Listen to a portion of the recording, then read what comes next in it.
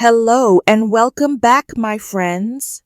Today, I want to talk about an experience that I am certain many of you know all too well, a moment that can be deeply frustrating and can make us question all the progress we've made. I'd like you to paint a picture in your mind. You're at a networking event, a casual party, or perhaps you're simply walking down the street when a friendly tourist approaches you for directions. You have spent years of your life studying the English language. You know the grammar rules. You have a respectable vocabulary, and on paper you can even write a well-structured academic essay. But in that one critical moment, when a real living person smiles and asks you a perfectly simple question, like, "So what did you think of the presentation?" Suddenly, a thick fog seems to descend upon your mind.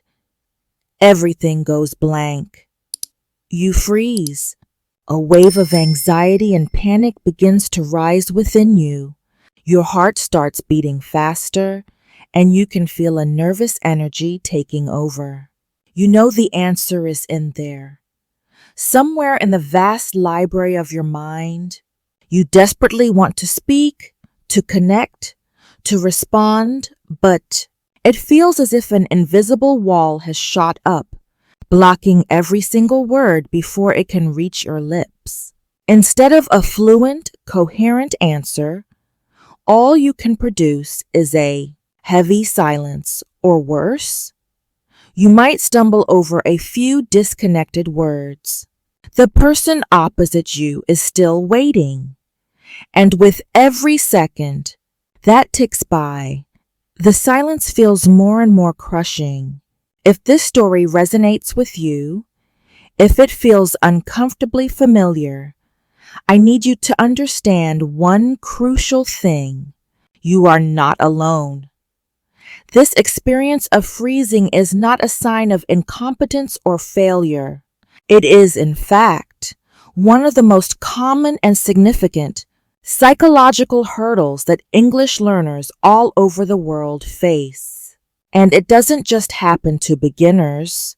It can ambush learners at the intermediate and even advanced levels. But here is the good news, and I want you to truly hear this. This is not a life sentence. This condition is entirely solvable, and the solution doesn't require you to learn thousands of new vocabulary words or master obscure grammatical structures. What it requires is a fundamental shift in your approach, a new mental toolkit, and a set of practical, actionable strategies. In our discussion today, I'm not here to give you simple tips. I am here to equip you with a complete, holistic system of solutions. We are going to dive deep into the reasons why our brains react this way, and then I will share with you 4 incredibly powerful, proven strategies to help you shatter that wall of silence and finally unlock the voice you've always had within you. My goal by the end of our time together is for you to leave not just feeling more confident, but armed with a clear, step-by-step roadmap to face any future conversation without that old familiar fear. So let's begin this journey together. Strategy 1. Build your arsenal of automatic openers. One of the most fundamental reasons we freeze is the immense pressure of initiation. The first few seconds of a response are psychologically monumental. Our brains become flooded with a storm of choices and anxieties. What should I say first? Is my grammar correct? Will they understand my accent? What if I say the wrong thing? This leads to a state known as analysis paralysis. We are so overwhelmed by the need to make the perfect, choice that we end up making no choice at all. We stall and we stay silent. The solution is to remove the burden of decision making from that critical moment entirely. How? By preparing an arsenal of what I call automatic openers. These are short, friendly, and incredibly versatile sentences and phrases that you can deploy in almost any social situation. Think of them as your conversational multi-tool or a set of master keys. When you're faced with a locked door, an unopened conversation, you don't need to fumble and try to pick the lock under pressure. You simply pull out the right key, one that you've used 100 times before, and open the door with ease. For example, when meeting someone new or being asked an unexpected question, instead of getting caught in that deer in the headlights silence, you can automatically respond with one of these. For general questions, that's a great question. Let me think about that for a moment. This is a brilliant tool because it buys you precious seconds to organize your thoughts while making you sound thoughtful. To start a conversation, hi, it's a pleasure to meet you. How are you finding the event so far? When you need clarification, I'm sorry. Could you repeat that?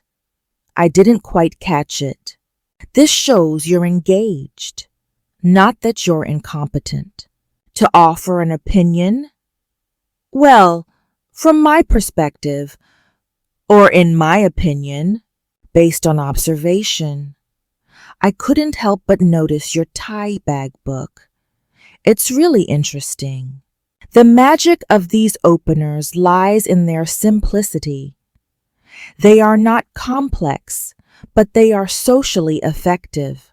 Because you will have practiced them over and over, they become a part of your muscle memory. They will flow from your mouth without conscious effort, bypassing the panicked analytical part of your brain entirely.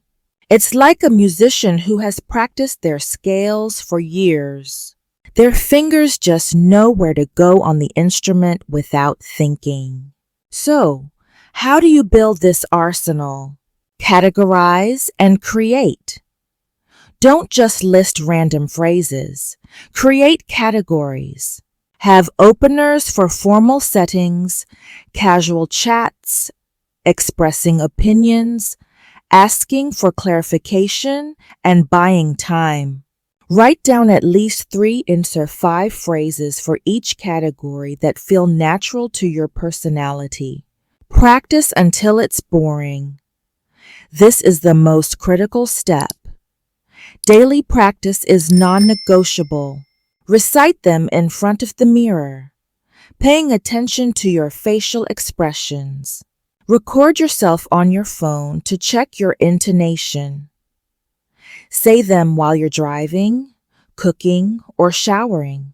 The goal is to make these phrases so deeply ingrained that they feel almost boring to you. That's when you know they're ready. Use them in low-stakes environments. Before you try them out at a major job interview, use them with a language exchange partner, a tutor, or in an online chat group. Build your confidence in safe spaces first. These automatic openers are your conversational lifeline. They break the initial inertia, lower the psychological stakes, and give your brain the crucial breathing room it needs to transition smoothly into the main part of the conversation. Strategy 2, the transformative power of visualization. Now, let's explore a technique that may sound deceptively simple, but possesses a power that is leveraged by elite performers in every field imaginable. From Olympic athletes and world-class surgeons to concert musicians and top CEOs. This technique is visualization, or what can be called a mental rehearsal. The effectiveness of visualization is rooted in a fascinating neurological fact. Your brain doesn't always make a clear distinction between a vividly imagined experience and a real one. When you close your eyes and mentally rehearse an action with detail and emotion, you are activating and strengthening the same neural pathways that would be used if you were actually performing that action. In essence, you get to practice and build experience without any of the real-world risk or pressure.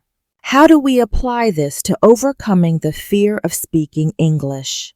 Let's walk through a concrete example. Imagine you have an important job interview tomorrow, and it will be conducted entirely in English. Instead of letting anxiety consume you, set aside 10 dedicated minutes for a visualization exercise. Set the scene. Find a quiet place where you won't be disturbed. Close your eyes. Take a few deep, calming breaths. Begin to construct the interview room in your mind with as much sensory detail as possible. What color are the walls? What does the chair you're sitting on feel like? Can you see the interviewer across the desk, smiling warmly and professionally? Rehearse the interaction. Imagine the interviewer asking the first question. So tell me about yourself. Hear the question clearly in your mind's ear. Then, visualize yourself sitting with confident posture, making eye contact, and beginning your answer. Hear yourself speaking in clear, steady, and fluent English. Go through your entire prepared answer in your mind. Visualize success. Don't just rehearse your lines. Imagine the entire flow of the conversation going exceptionally well. You understand every question perfectly. Your answers are articulate and persuasive. There are moments of connection and even shared laughter. At the end of the interview, you see yourself shaking hands firmly, leaving the room with a profound sense of accomplishment and pride. Rehearse for problems. This is an advanced and crucial step.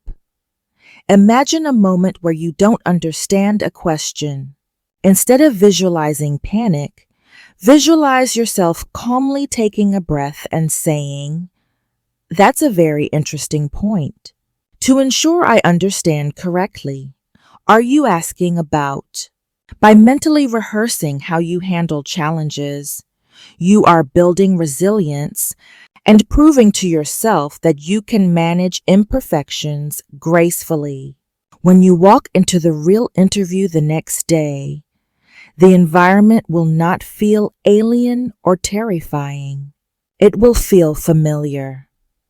Your brain will register it as a place you've already been, a conversation you've already had. You are no longer stepping into the unknown. You are stepping into a scenario for which you are thoroughly prepared. Visualization is your secret training ground, a place where you can build confidence and competence long before you ever step onto the main stage. Strategy 3. The gentle discipline of time boxing. Let's address a common trap many learners fall into: the all or nothing mindset. We tell ourselves, "I must practice speaking English for 1 full hour every single day." While admirable, this often creates a mountain of pressure. On a busy day, when we can't find that full hour, what happens? We do nothing. The goal feels so intimidating that we procrastinate and end up with zero practice. The secret to sustainable progress and lasting fluency is not intensity, it is consistency. It's far better to practice for a short period every day than for a long period once a week. This is where the simple but revolutionary technique of time boxing comes in. Time boxing is the practice of speaking for a very short, predefined, and non-negotiable period of time. Here's how it works in its most basic form. Choose an achievable time. Start ridiculously small. I recommend just 2 minutes. Yes, only 120 seconds. Anyone, no matter how busy, can find 2 minutes in their day. Set a timer. Use your phone, a kitchen timer, whatever works. The physical act of setting a timer creates a sense of commitment. Speak out loud. For those 2 minutes, you must speak English out loud without stopping. The topic doesn't matter. The goal here is not to be perfect or profound. It's simply to keep the muscles of your mouth and the language centers of your brain working. You can talk about anything. Describe the room you are in. Summarize the plot of the last movie you watched. Talk about your plans for the upcoming weekend. Explain your favorite hobby. Recount what you ate for breakfast. Argue with yourself about a silly topic. When the timer rings, you stop. You have successfully completed your practice for the day. This small victory is psychologically powerful. While 2 minutes may sound trivial, consider the cumulative effect. 2 minutes a day is 14 minutes a week. That's nearly an hour of pure speaking practice, a month that you otherwise would not have had. Most importantly, it's a habit that is incredibly easy to maintain. Once you consistently succeed with 2 minutes, you will naturally feel capable of doing 5. 5 minutes will eventually become 10. You are building a snowball of confidence and consistency. You are proving to yourself day after day that you are someone who practices speaking English. Strategy 4. Master the art of chunk training. Our final strategy addresses the very building blocks of language. The traditional method of learning English often involves memorizing long lists of individual vocabulary words. House, run, beautiful, decision. The problem is that when we try to speak, our brain has to do the slow, exhausting work of finding each word individually and then trying to assemble it into a grammatically correct sentence.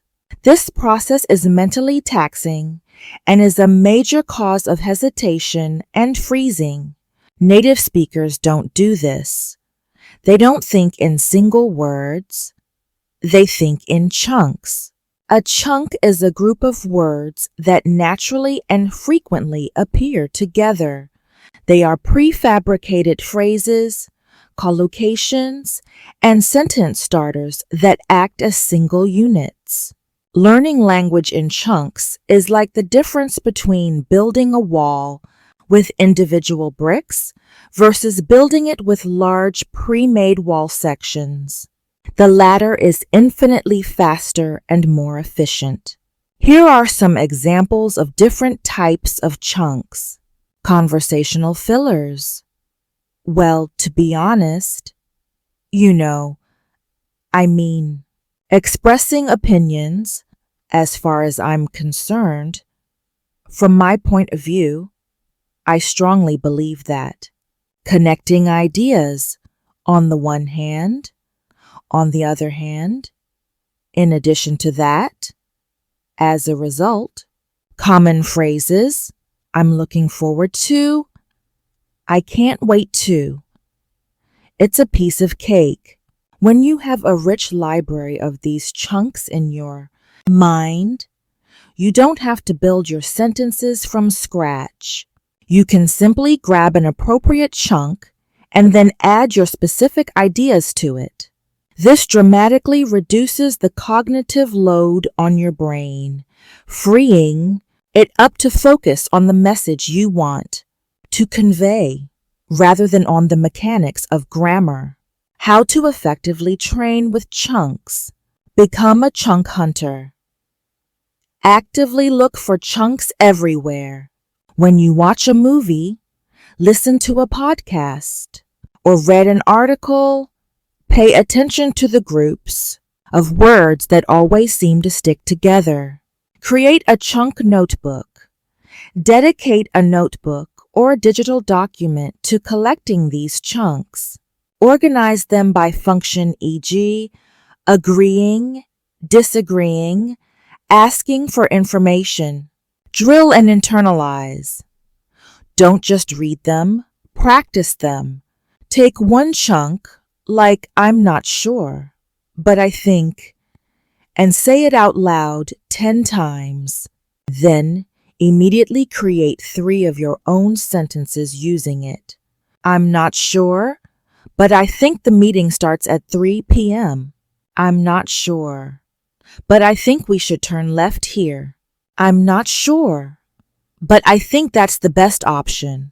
This process moves the chunk from passive knowledge to active, ready-to-use skill.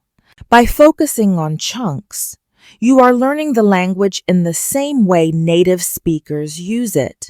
Your speech will become more natural, more fluid, and the fear of not being able to find the right words will begin to disappear. Conclusion: your path forward. So there you have it. 4 simple yet profound strategies to overcome the paralyzing fear of speaking English. We've talked about preparing automatic openers to break the initial silence, using visualization to build confidence through mental rehearsal, implementing time boxing to create a consistent and manageable practice habit, and mastering chunk training to speak more fluently and naturally. I want you to see these not as individual tricks, but as interconnected parts of a holistic confidence-building system. They are straightforward, but their power lies in their consistent application. They will not work overnight, but with patience and dedication, they will fundamentally change your relationship with the English language. You will no longer be a person who stays frozen. You will be a person who moves, who speaks, and who connects. The voice you've been looking for has been inside you all along. These tools are simply here to help you unlock it. Thank you for investing this time in yourself. Keep learning, keep practicing, and most importantly, keep believing in your own incredible potential.